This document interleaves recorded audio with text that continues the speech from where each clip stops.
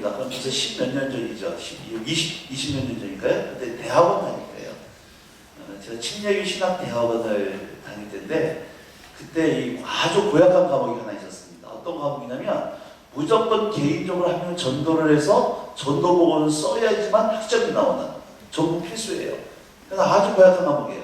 죽으나 사나 일주일에 무조건 한 명 전도를 해야지만 되는 거예요. 그래서 저희 그 침신대 옆에 보면 충남대학이라고 있는데요. 제가 주로 거기 가서 전도를 했습니다. 93년도 5월달 아주 날씨가 화창했던 너무 날씨가 좋았던 봄날이에요. 제가 그날도 전도를 하러 간 거예요. 전도보다 숙제하러 간 거죠. 숙제하러 갔는데 여러분 보기에 제가 전도를 잘했을 것 같아요? 못했을 것 같아요?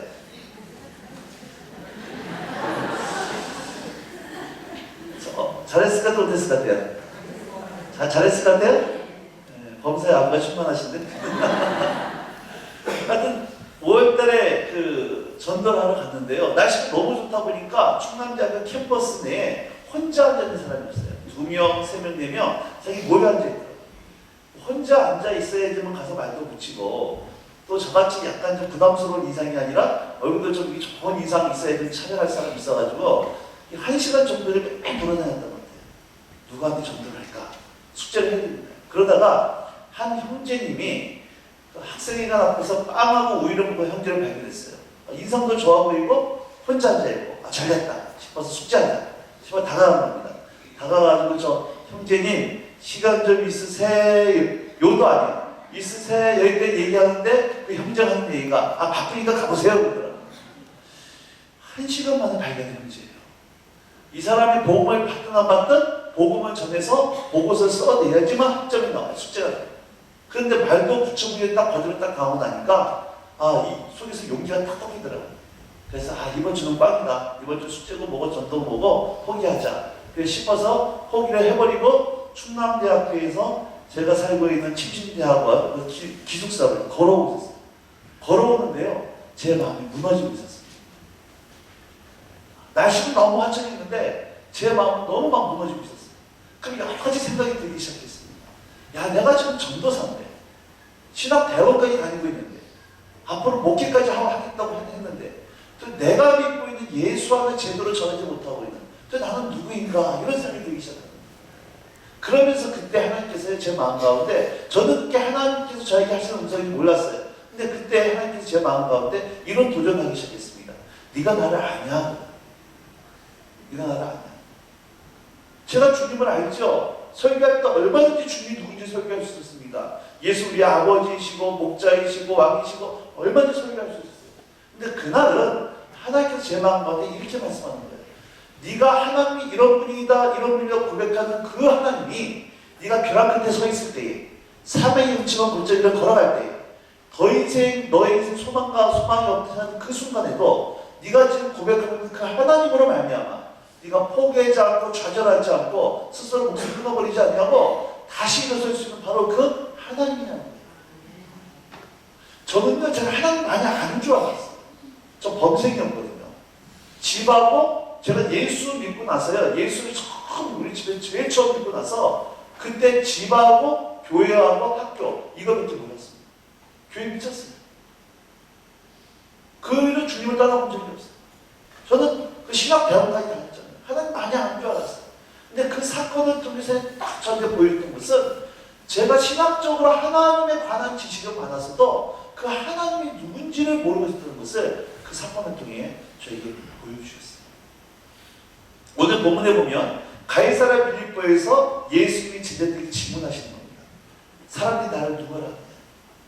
제자들이 얘기해요. 어떤 사람이 예레미야, 어떤 사람이 엘리야, 어떤 사람은 선지자 중에 하나라고 얘기합니다. 이 얘기는 뭐 예수의 4대 선지 중에 하나 뭐 이런 얘기예요. 사람들이 그렇게 얘기한다는 거예요. 그때 예수님이 15절 말씀에 제자들이 이렇게 말씀합니다. 너희는 나를 누구라 하느냐? 너희는 나를 누구라 하느냐? 여러분 만약에 예수님께서 이 질문을 가지고 오늘 여러분 한 분 한 분에게 말씀하신다 그러면 여러분 뭐라고 대답하겠냐? 아마 여러분이 교회에서 배우셨기 때문에 여러 가지 대답할 말이 있을 거예요. 예수님 이런 분이십니다. 저런 분이 얼마나 대답할 말이 있을 텐데 오늘 이 질문은 여러분들이 지금 하나님이 이런 분입니다. 저런 분 고백하는 그 하나님, 그 고백하는 하나님으로 말미암아 여러분 묻어났을 때, 안병 걸렸을 때에, 인생의 중차적 위기 가운데 빠져있을 때에 지금 여러분이 고백하는 그 하나님으로 말미암아 여러분 포기하지 않고 좌절하지 않고 주님 떠나가지 않고 다시 일어설 수 있는 바로 그 하나님이라고. 나중에 하나님이 저를 어디까지 인도했냐면 십자가까지 저를 데려가는 시기였어요. 네가 십자가를 경험해 본 적이 있냐? 십자가를 체해 본 적이 있냐? 근데 제가 그 질문 앞에 하면 대답을 안 했어요. 왜냐면요, 아까 얘기했지만 중학교 1학년 때 올라면 제일 처음 교수 믿고 그때 미쳤습니다, 교회. 그래서 교회가 집이었고 집이 여관이었어요. 그 앞자리는 제자리였고 앞자리는 금자리, 끝자리 동자리 가지고 늘 앞자리는 제자리였어요. 그때는 교회 앞에가 딱 두 개였습니다. 피아노 북, 좀 북치는 소년이었어요. 할 수 있다 하시면 나의 능력 주하나니. 하여튼 그 앞에서요, 북치면서 그때 누가 나보다 더 예수를 잘 믿는다. 있을 수도 없는 피차이 시험 들었어요. 그럴 수가 없어요. 그때 할 때 은혜 받을 때 혼자서 은혜 받다 펄펄 뛰고 앉지. 그러니까 모든 사람들이 천대적인 목회해야 된다, 목사해야 된다. 이렇게 인정받을 때였어요. 근데 그런 저에게 하나님께서 주시는 그 도전이 네가 십자가의 교회에 본 적이 있냐? 자존심이 상하는 거예요. 대답을 안 했어요. 그 싫어. 제 속에 계속 그런 질문이 떠오르는 거예요. 내가 십자가의 경험해봤나? 경험한 것 같은데. 근데 마음이 시원하면 그러다가 93년도 7월달에 제가 대만을 갔다가 거기서 정직하게 인정할 수밖에 없었던 것은 내가 하나님을 만난 경험이 없더라는 거예요. 교회 때 예배 때 은혜도 받아보고 가슴이 뜨거워도 받고 눈물도 흘려봤지만 정말 십자가라는 그 예수가 나의 삶에 어떤 의미가 있는 건지 남들이 말해서 감동도 받아보지만 그 십자가 예수가 정말 내 삶 가운데 인격적으로 만나는 경험이 없다고 하는 사실을 정직하게 인정할 수밖에 없었어요. 그걸 인정하고 나니까요, 더 이상 내가 신학교를 다니는 것이 이게 의미가 없어진 거예요. 이게 사기치는 거예요. 나도 만나지 못한 예수 졸업해가지고 몇 명대로 목회할 수 있을지 몰라도 사람들은 정말 생명 가운데 이끌어가는 것은 이건 못하겠더라고요. 그래서 이렇게 신학하면 안 되겠다 싶어서 신학교를 포기하고 예수 만나야겠다. 예수를 만나야 그 다음에 신학을 하는 뭐든 해야겠다 싶어가지고 학교에다가 자퇴서를 내고 어디 가면 예수를 만날 수 있을까? 이렇게 알아보는 가운데 그때 제가 이제 소개받았던 것이 저희 단체였습니다. 예수님과 강원도 홍천에 가면 사람들이 바뀐다더라.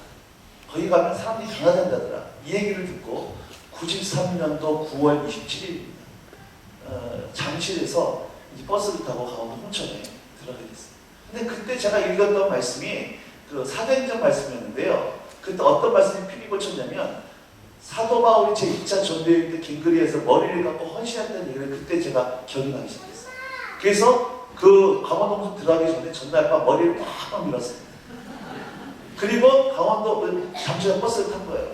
아니 가뜩이나 어판이 좀 생긴 것도 부담스러운데 머리를 팍 깎고 예수 만나지 않으면 절대 산에서 안 내려오리라 이 도끼 어린 얼굴로 버스를 타니까요, 아무도 저 눈을 안 마주쳐요. 제 주변에 아무도 안 와.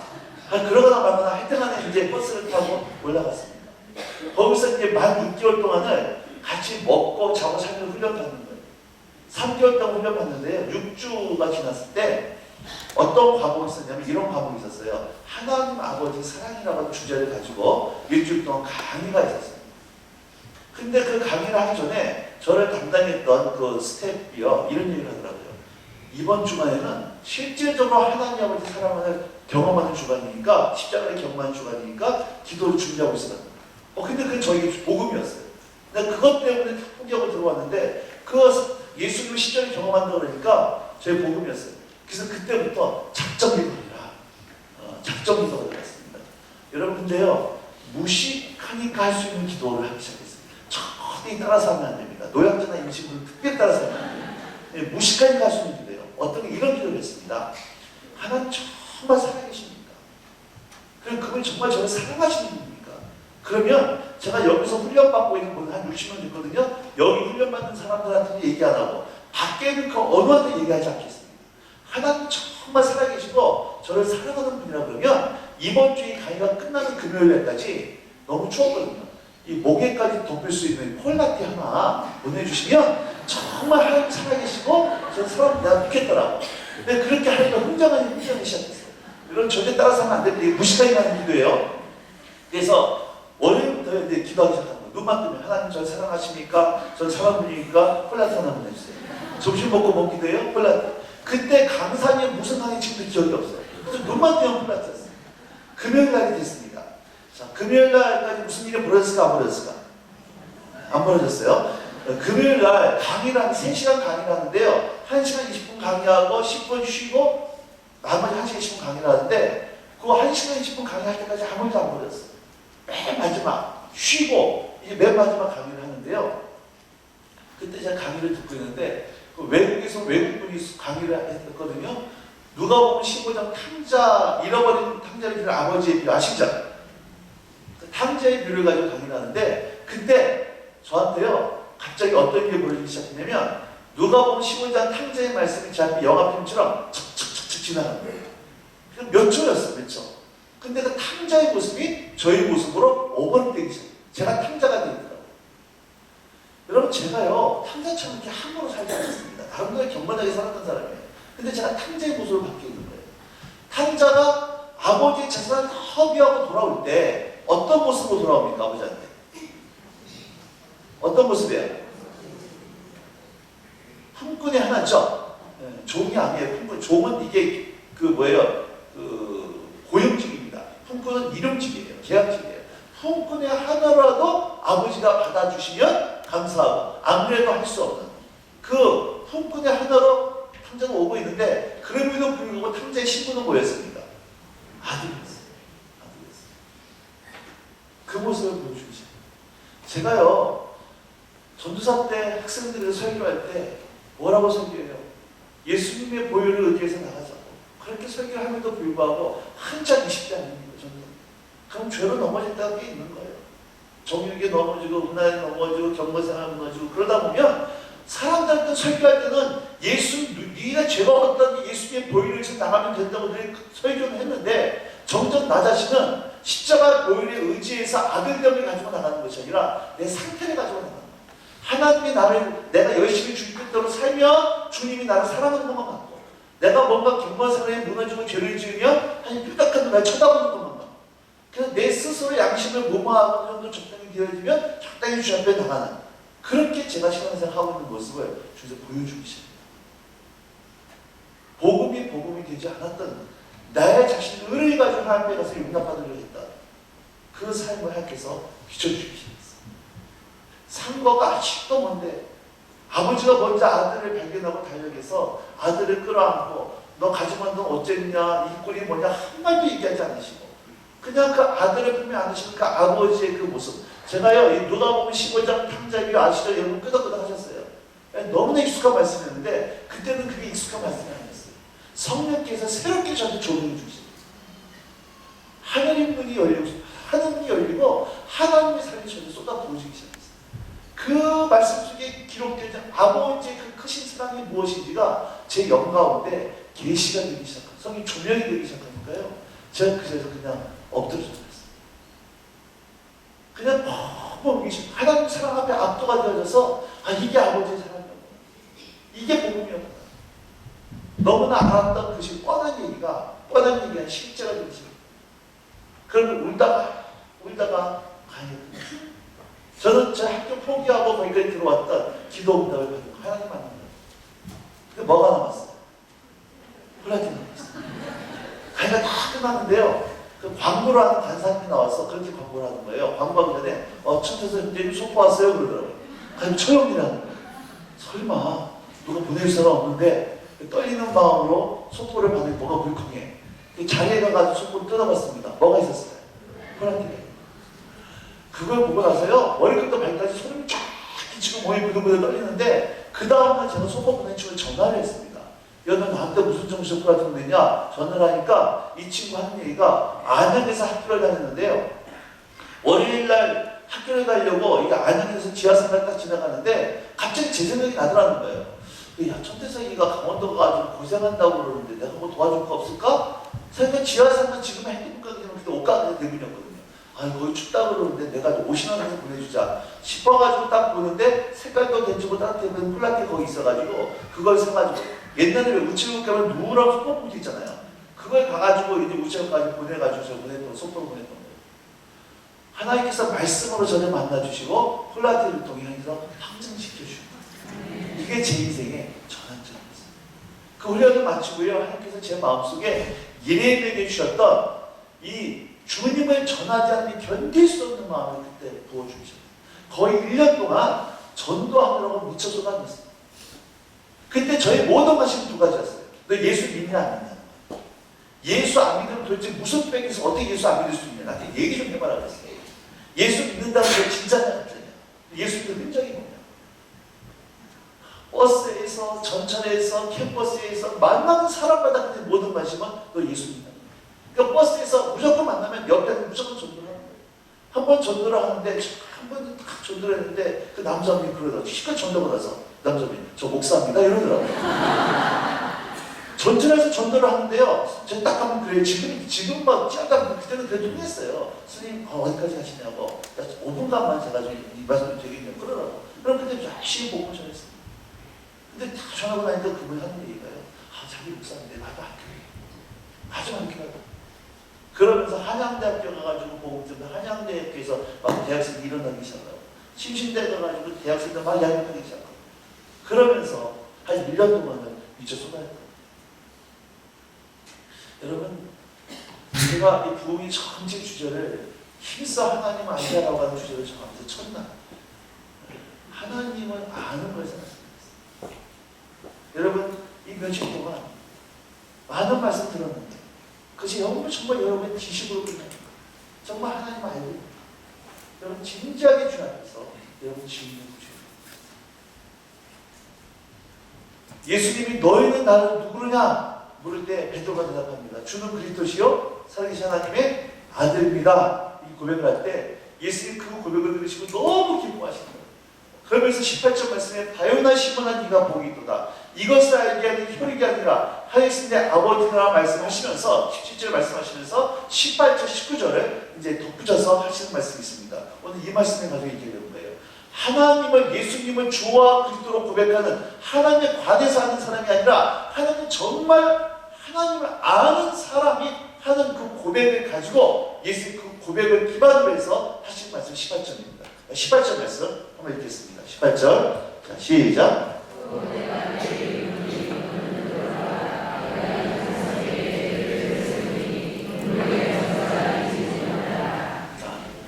내가 이 반석이 너는 베드로라 내가 이 반석이 내 교회를 세우겠다 그래요. 이 반석이 뭘까요? 반석.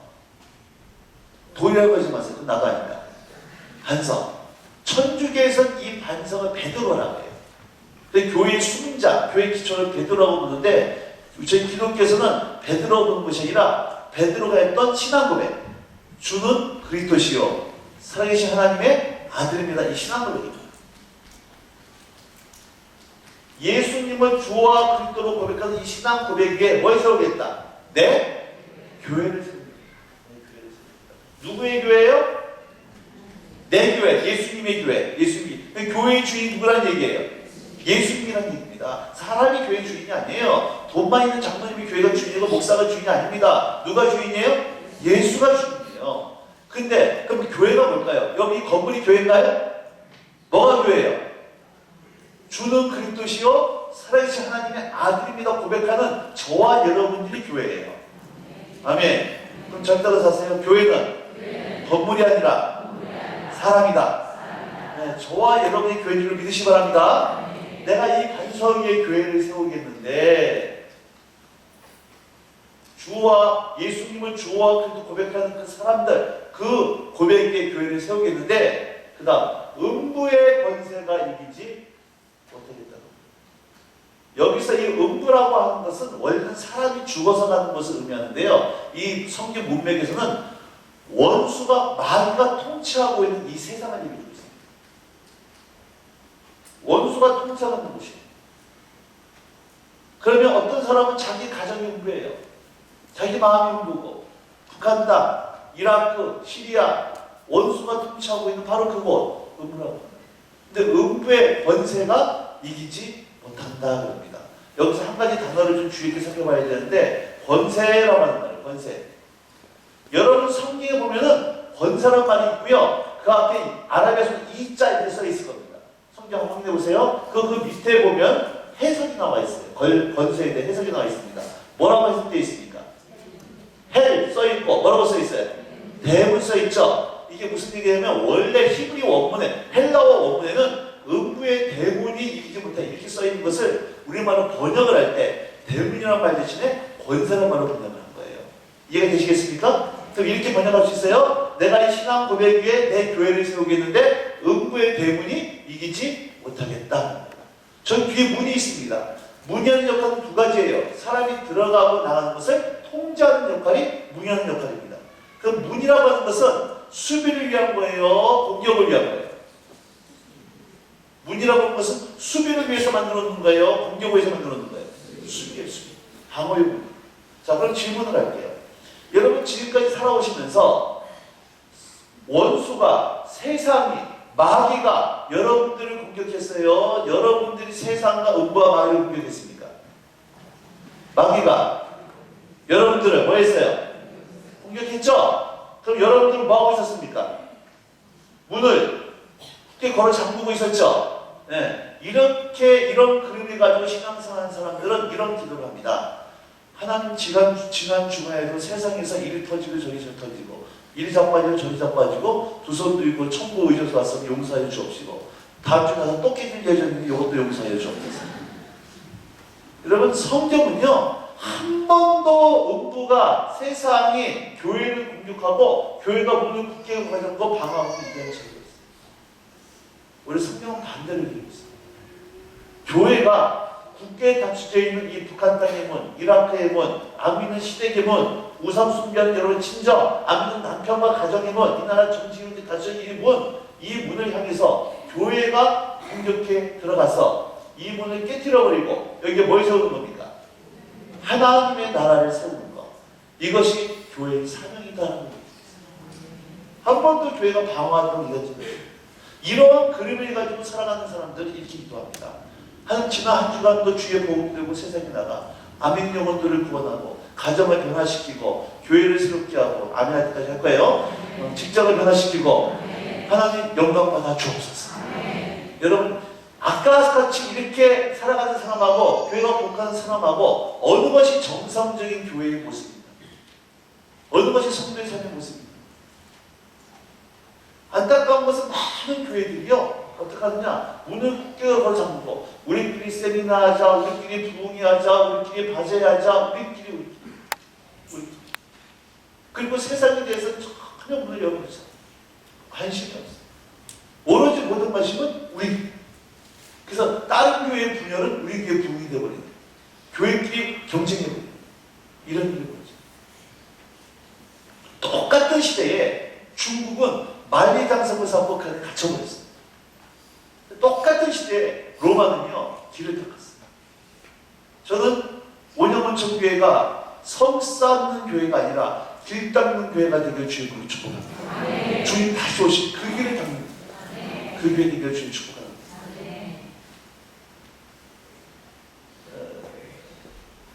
한 자매님이요 대학을 졸업을 하고 직장인 취직을 했습니다. 직장인 취직을 했는데 직장 취직하니까 신앙생활이 너무 힘든 거예요. 맨날 직장 가니까는 소주방 가자, 나이트클럽 가자, 회식 가자, 놀러 가자. 근데 자매님이 회사 갈 때보다 스트레스예요.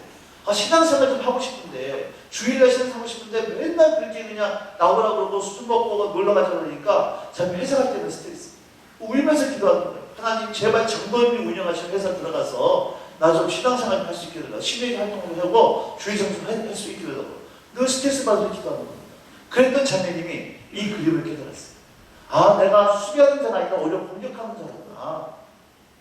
그래서 이 그림을 깨닫고 회사에 들어가서요. 이제 그런 사람을 사랑하기 시작하는 거예요. 회사 가서 미스터방 예수 믿어, 미스킨 예수 믿어, 부장님 예수 믿으세요. 그때부터 누가 스트레스 받을까요? 주변 사람. 저희 단체에 선교부를 했던 분 중에 상당히 선교위원장 중에 한 선교사님이 한 분 계십니다. 지금은 저희 단체를 떠난 지 오래됐는데요. 이분이 서울대 출신이에요. 서울대 출신이고 처음에 서울대를 졸업한 다음에 대구에 있는 거제에 있는 대구 옥고중학교에 입사를 했습니다. 오프닝 입사를 해가지고 시간 좀 지나고 나니까 이제 신입사원 환영회를 하잖아요. 대부분 신입사원 환영회 하면 어디로 갑니까? 술집으로 가요. 술을 이제 회식을 하면 술을 먹는데 분위기가 영 회식 분위기가 안 일어나는 거예요. 보니까 거기 예수 믿는 사람들이 몇 명 있었습니다. 부장님이 하도 그런 일이 많으니까 감이 딱 왔죠. 예수 믿는 사람들은 특별한 은사가 있잖아요. 먹지 못해 마시지 못해 분위기 썰레게 만드는 은사.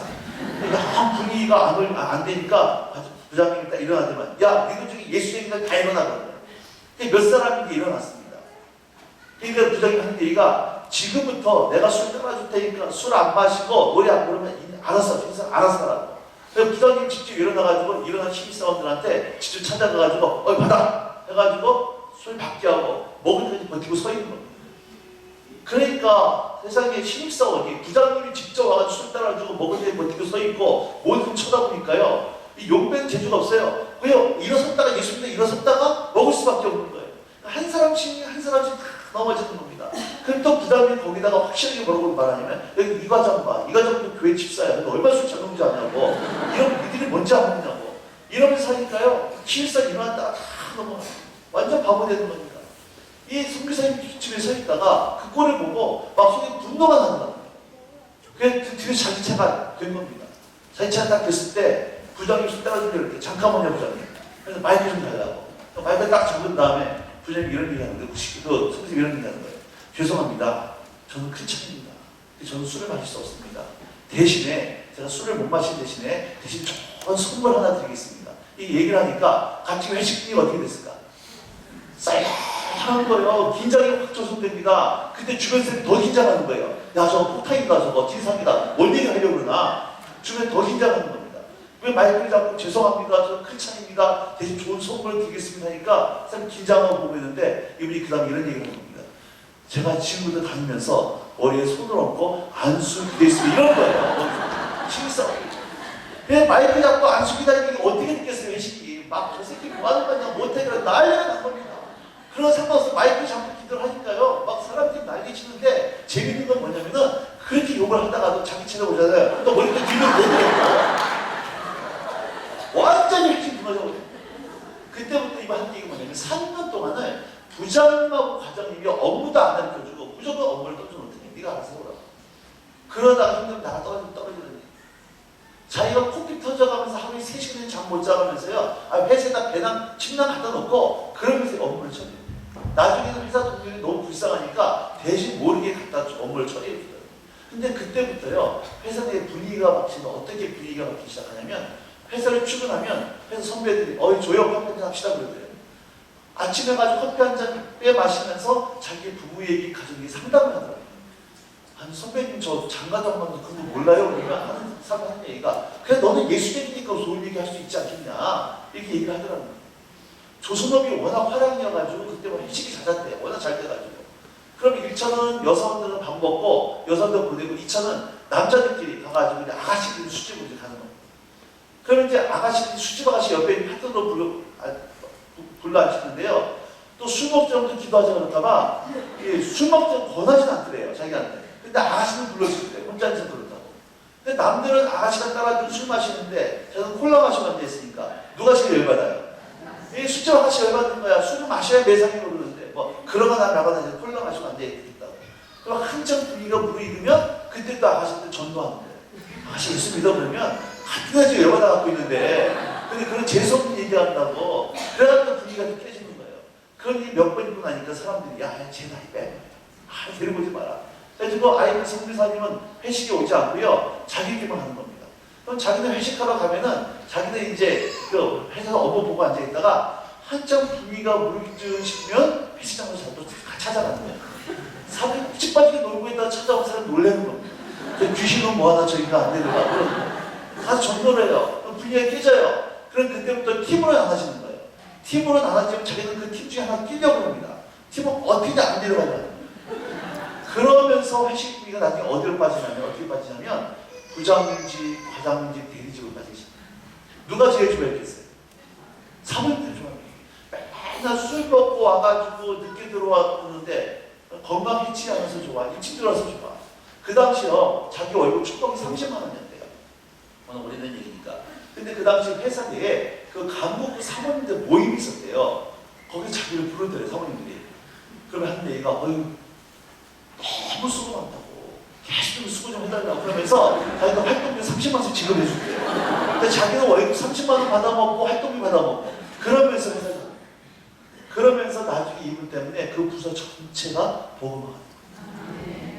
여러분, 이게 예수 믿는 사람, 이게 정체성입니다. 이게 원래 예수 믿는 사람의 삶의 모습입니다.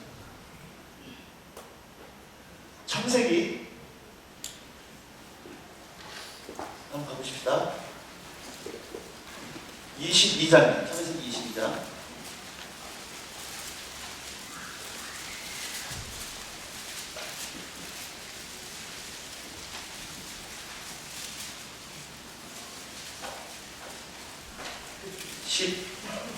(17절입니다) 17절. 창세기 22장 17절. 시작.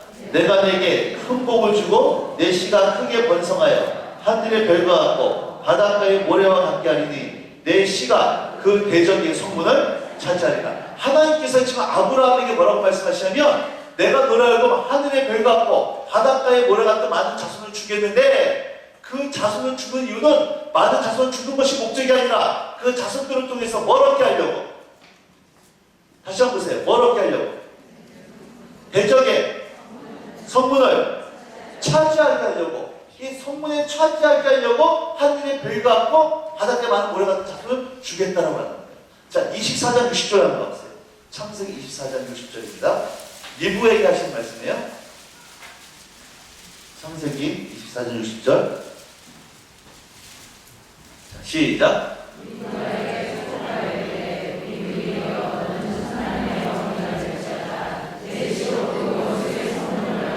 내 씨로 그 원수의 성문을 얻게 할지어다. 리브가에게 천만인의 어미가 되겠다고 하면서 너의 씨, 혹시 예수님입니다. 예수님과 함께 예수님 한 번 된 교회를 또 얘기하는 거예요. 미쳐진 예수님의 너의 씨로 원수의 성문을 얻게 하겠다는 거예요. 예수님을 말미암아는 천만인의 자손, 이게 누구예요? 교회입니다. 그럼 아브라함에게 리브가에게 주었던 약속의 말씀, 너의 자손은 하늘의 별 같고 바닷가에 모래같이 많게 하겠는데 그렇게 너의 자손을 많이 주는 이유는 자손을 많이 주는 것이 목적이 아니라 그 자손을 통해서 뭘 얻게 하려고. 원수의 성문을 얻게 하기 위해서 많은 자손을 주겠다고 합니다. 그럼 여기서 말하는 하늘의 별 같고 바닷가에 모래 같은 많은 자손이 누구를 얘기하는 겁니까? 1차적으로 이스라엘이고 영적으로는 이 땅에 있는 교회라고 하는 거예요. 하나님께서 21세기의 대한민국이 아산 땅 가운데 오늘 저와 여러분을 부르신 이유는 여러분들을 통해서 뭘 얻게 하려고. 원수의 성문. 이 아산 땅에 있는 정치계, 경제계, 문화계, 예술계, 가정, 교회 모든 이 닫혀진 문들을 깨트려버리고 여기에 뭘 세우도록? 하나님의 나라를 세우라고 부르신 줄로 믿으시기 바랍니다. 더 나아가서 이 말씀이 문자 그대로 여러분 자녀들을 통해서 여러분 열방권 닫혀진 이슬람의 문, 힌두권의 문, 불교권의 문, 공산권의 문, 닫혀진 복음의 문이 활짝 열리는 그러한 일들이 있기를 주의 이름으로 축복합니다.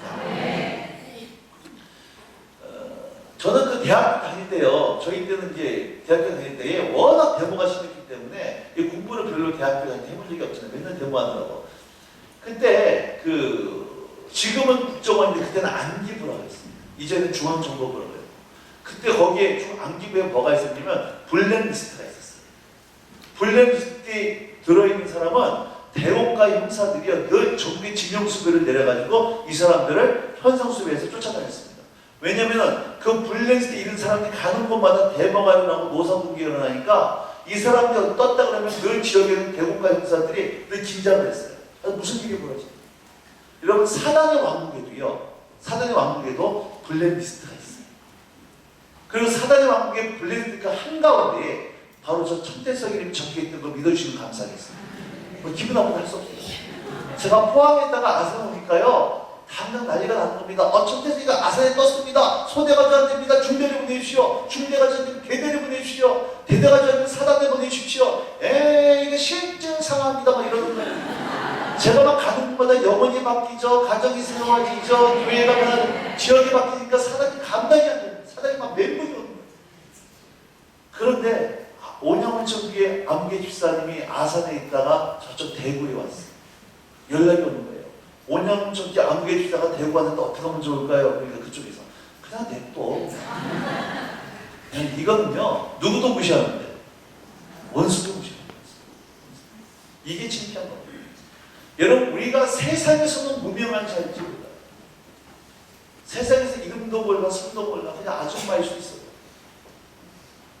원수가 두려워하는 사람, 지옥이 두려워, 하늘나라에서 유명하고 원수가 여러분의 이름과 여러분의 이름만 교회 이름만 들어도 스트레스를 받습니다. 여러분 그 사람, 그 교회가 되게 주의 붙여요. 독수리에 본 적 있나요?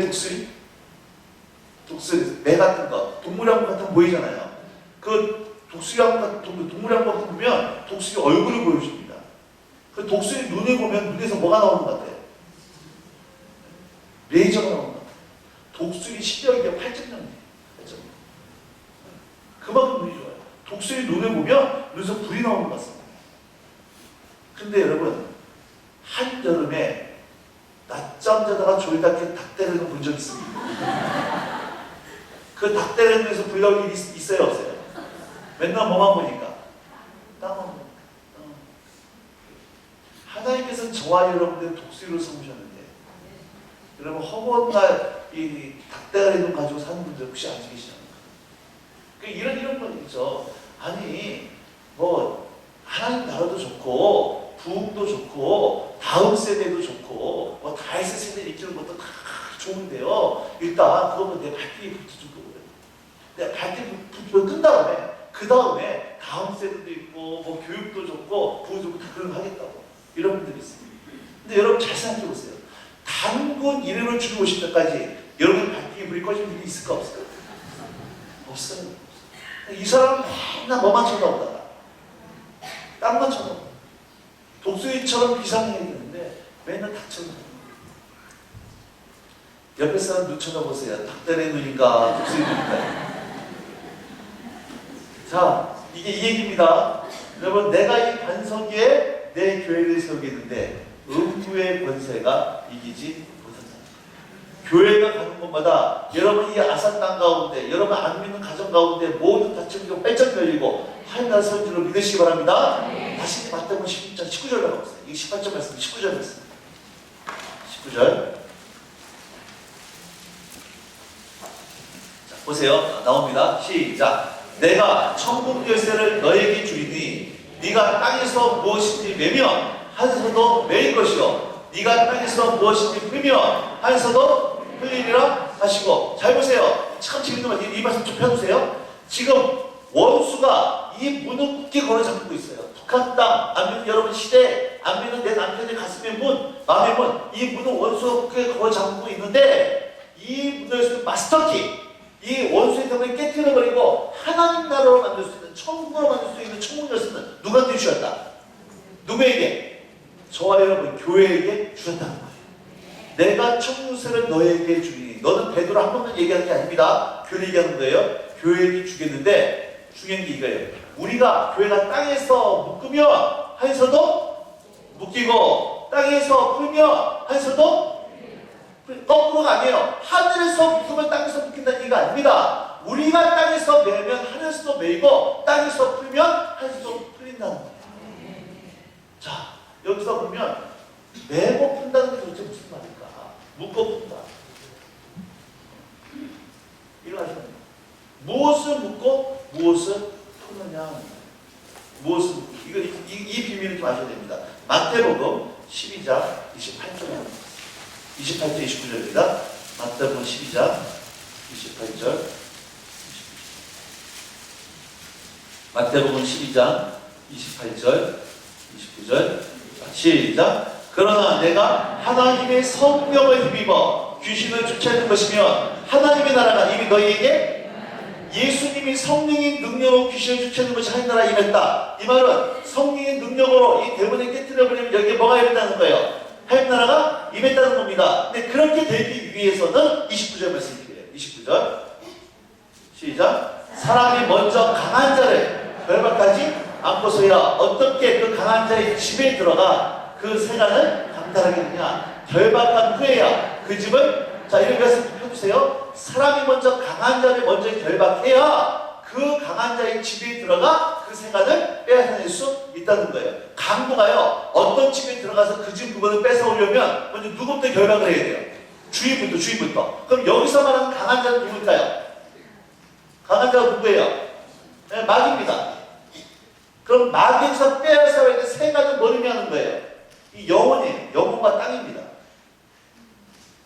여러분, 지금 아산 땅에 살고 있는 영혼들, 원한들 살고 있는 그 땅을 지금 누가 붙잡고 있어요? 원수가 붙잡고 있는 거예요. 그 원수에게 붙잡혀 있는 포로로 되어 있는 그 영혼을 빼내기 위해서는, 원수에 붙잡혀 있는 우리 가정을 빼내기 위해서는 먼저 누구부터 결박해야 된다? 원수부터 결박해야 묶여있는 그 영혼을 뭐 할 수 있다는 거예요? 풀어낼 수 있다는 거예요. 원수부터 묶어야 묶여있는 사람을 풀어낼 수 있다는 얘기입니다. 자, 하나 더 볼게요. 고린도후서 4장 4절로 가볼게요. 몇 번 봤던 말씀이에요? 고린도후서 4장 4절입니다. 영적인 원칙입니다. 고린도후서 4장 4절. 자, 나옵니다. 시작. 그 중에 이 세상 신이 믿지 않는 자들의 마음을 혼비게 하여 그리스도의 영광의 복음의 문체가 비치지? 자, 보세요. 그 중에 이 세상 신, 마귀가 믿지 않는 이 마음의 문을 혼비하게 해서 아무리 복음을 전해서 알아먹지 못한다. 안 믿는 거라 했어요? 못 믿는 거라 했어요? 못 믿는 거라 했어요. 안 믿고 싶다 안 믿는 게 아니라 못 믿는 거예요. 왜? 마귀가 마음이기 때문에. 마음을 혼미게 하고. 그러면 안 믿고 있는 우리 남편, 예수님 모르는 우리 부모님, 예수님 모르는 저 직장 동료, 우리가 셀에서 전도하려고 하는 저 영혼, 옆집 영혼을 구원해내기 위해서는 먼저 그들의 마음을 미혹하고 있는 누구를? 마귀를 먼저 뭐 해야 되는 거예요? 묶어야 되는 거예요. 결박해야 돼요. 그래야 비로소 그 사람을 뭐 할 수 있다? 풀어낼 수 있다는 거예요. 이게 순서입니다. 그러면 원수를 묶을 수 있는 가장 효과적인 방법이 뭘까요? 가정 가운데 역사하고 있는, 일하고 있는, 그래서 하나님 알지 못하게 만드는 원수를 묶는 가장 효과적인 방법이 예배라고 합니다. 예배하는 것에 누가 있는지 아십니까? 하나님. 어둠 가운데 빛이 말 때 어둠이 묶이는 거, 어둠이 떠나게 돼 있어요. 예배할 때 이스라엘 찬송 중에 거하시는 주여, 그는 거룩하십니다. 예배하는 현장 가운데 하나님이 임재할 줄로 믿습니다. 그래서 여러분 할 수 있으면요, 저는 그렇게 권유해 드립니다. 세미나를 드릴 때 할 수 있으면 가정에서 여러분 가정 오픈해 드리라고 합니다. 가정을 기도로 만들어야 돼요. 그러면 여러분 가정 가운데 예배가 다져지다 보면 하나님의 가정 가운데 임재하고 있으면요, 집 밖에 들어갔다가 들어온 남편이 집에 들어오는 순간 하나님 임재를 가져서 경험하기 시작합니다. 자녀들이 상했다가 집에 들어올 때 가정의 임재된 성령이 경험하기 시작합니다. 예배드리는 가운데 하나님의 마음이 임하니까 여기서 중보기가 나타나고 원수의 영적 기능이 나오기 시작합니다. 예배하고 중보기하고 영적 기능 3종 세트를 같이 하게 됩니다. 이번 태국으로 전도에 우리 교사님 간다 그러는데요, 가자마자 전도하는 거 아닙니다. 태국 땅에 도착하자마자 먼저 뭐 하는 거예요? 예배하죠. 예수 우리 왕이여 이곳에 오셔서 이 땅은 주님의 땅입니다. 예배하기 시작할 때 하나님 임재하시고, 그때 그곳을 붙잡고 있는 원수들이 떠나기 시작합니다. 예배하다 보면 그 영혼들, 태국 영혼들 향해서 극이란 마음이 벌어지고 중국에다 일어나기 시작합니다. 그들을 붙잡는 악한 영들에서 영적증이 나타나기 시작합니다.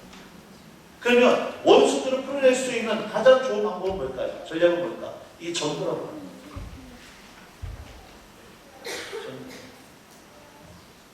저희 아내가요, 포항으로 내려갔을 때 정말 아무것도, 돈도 없고 뭐 아는 사람도 없고 아무것도 없었기 때문에 거의 2년 3년을 기도만 했습니다. 아내가 하루에 2시간씩 하루 병을 잡고 매일같이 기도합니다. 그 아내가 그런 얘기를 해요.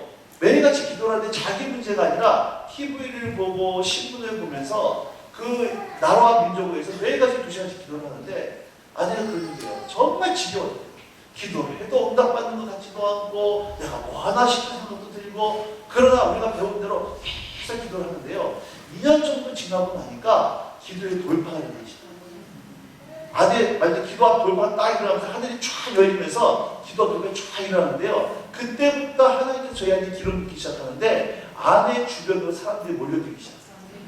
사람들이 가는 곳마다 안에 쪽에 이상하게 사람들이 모여들어요. 마치사에 모여든 것처럼 안에 쪽에 다 모여들어요. 그래서 사모님들 그룹이 생기기 시작하고 중국에서 월요일부터 금요일까지 계속 중복 인도하기 시작합니다.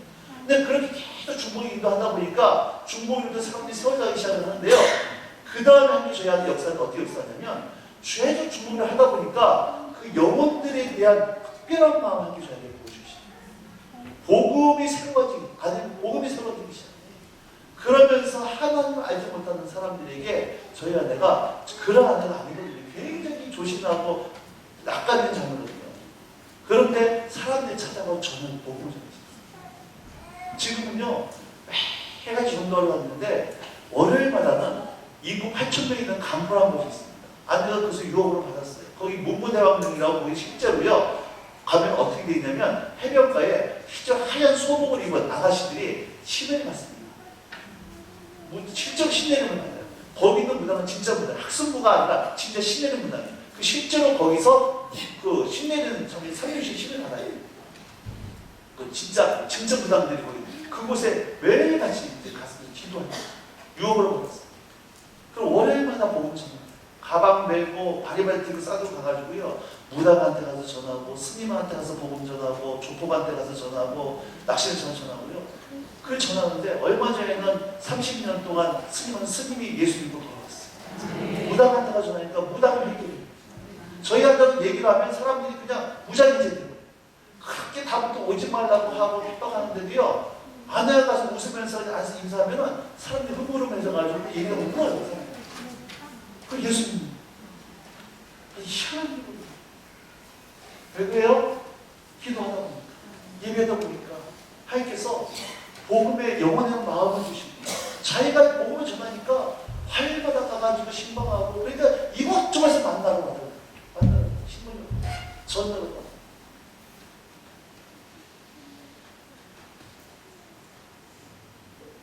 여러분, 이 교회 사람, 하나님을 아는 사람, 정말 내가 하나님을 안다.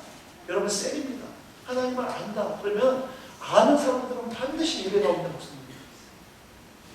그 예배하는 문제는 우리끼리 모여서 부침개 먹고 우리끼리 모여서 막 그냥 막 얘기하고 이런 차원이 아니라 세상을 향해서, 세상을 향해서.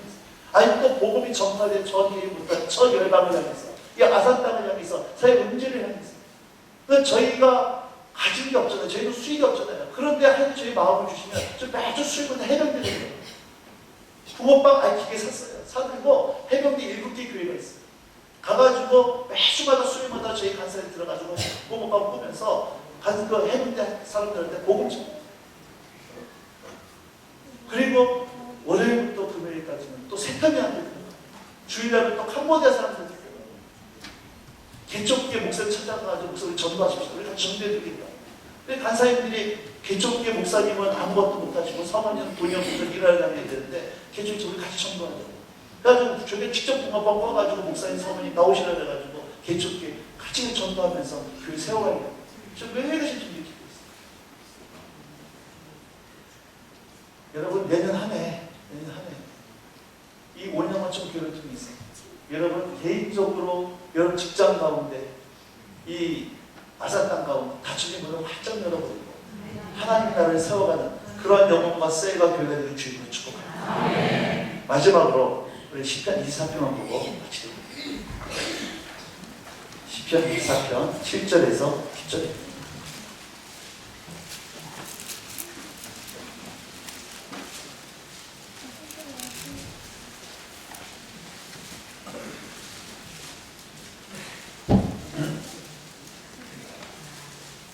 시편 24편 7절에서 10절입니다. 이 말씀 펴두시고요. 저는 외국에 나가서요. 외국에 나가서 비행기가 딱 쓴 다음에 비행기 문이 열리면서 활주로에 트랩에 내 발을 딱 내딛은 수로 외치면서 이 말씀이에요. 늘 언제 들었습니다. 비행기 문을 딱 나서면서 외친 말씀. 문들아 너희를 들지어다. 영광의 왕이 들어가신다. 영광이 누구시냐? 그는 강화등한 여호와시여 전쟁이 등한 여호와시로다. 이 중국 땅 가운데, 일본 땅 가운데, 말레이시아 가운데, 호주 땅 가운데, 미국 땅 가운데 모든 닫힌 문들아 너희 머리를 들지어다. 영광의 왕이 들어가신다. 이 땅의 왕이 하나님께 외치기 시작합니다. 신방 가서 그랬습니다. 신방 가가지고 신부합니다 쓰기 전에 대문 앞에서 형 앞에서 외치기 시작한 거예요. 이 가정의 모든 갇힌 보명분들아 너희 머리를 들지어다 영광의 왕이 들어가신다. 이 가정의 왕이 하나님이신 선방이신다. 캠퍼스를 개척할 때도 똑같았어요. 오늘 여러분 삶에 닫혀진 분들이 있어요. 원수가 다루는 거예요. 주님이 통치했는데 통치보다 닫혀진 분들. 여기서 말하는 영원한 분이라는 것은 진짜 영원한 분이 아닙니다. 영원한 것처럼 보이는 분이에요. 다른 사람은 다 바뀌어도 내 남편만큼 안 바뀌어도 하고 저 사람도 해결되가 내면 해결되지 않은 것처럼 보이는 이 시편 24편의 배경이 무슨 배경이냐면 다윗이요 아직까지 여우수 그러니까 예루살렘 성을 회복까지 못했던 때입니다. 이때까지는 예루살렘 성은 이제 정복해 들어갔는데 예루살렘 사람들이 그러는 거예요. 다윗 보고 야 우리 성은 남궁불의 요새이기 때문에 절름발이나 장님이 지켜도 넌 정복 못해 이렇게 다윗을 놀렸어요. 그만큼 남궁불의 요새였어요. 그랬던 그 성을 향해서 다윗이 공격해 들어가면서 문들어 너희를 들지어다 이 말씀이었어요. 그 당시 예루살렘은 남궁불의 요새였어요. 여러분이 보기에 정말 변했지 않은 것처럼 보이는 저 영혼, 저 문제 여러분 그 땅 근데 우리에게 준 예수님의 권세를 가지고 내가 나서는 예수를 명하는 이 닫힌 문이 열릴지어다 교회가 예수의 권세를 가지고 나가기 시작하면 이 문이 깨뜨려져 버리고 한나라 서울지 줄로 믿으십니다. 자 여러분 이제 이 말씀 허리를 펴시고요. 허리를 펴시고 여러분 삶 앞에 놓여있는 이 닫혀진 분들 뭐가 닫힌지 모르겠어요. 재정으로 닫혀있던 관계에서 뭐 닫힌지 모르지만 이 선포하면서 문들어 너희들을 들이 말씀 선포하신 다음에 이 찬양하고 기도하고 나오고 싶습니다. 아멘? 여러분 문 좀 열어주시겠어요? 이러시면 안 돼요. 네. 원수들을 향해서 하나님이 영광 받아야 되는데 주님이 영광 받지 못하고 원수가 지금 통치하고 있는 닫히는 문들을 향해서 용사처럼 큰 소리 외치는 겁니다. 준비되셨죠? 이 교회가 떠나가도록 7절부터 10절까지 시작! 아니 지금은 당나라 수준이에요. 당나라 문제 이것보다 10배는 더 크게 믿음으로 외치는 겁니다. 시작! 문들아 너희 머리를 들지어다 영원한 문들아 들릴지어다 영광의 왕이 들어가시도다 영광의 왕이 누구시냐 강하고 능한 여호와시로 전쟁에 능한 여호와시로다 문들아 너희 머리를 들지어다 영원한 문들아 들릴지어다 영광의 왕이 들어가시도다 영광의 왕이 누구시며 왜 안 넘어가냐 만군의 여호와께서 곧 영광의 왕이시로다 아멘.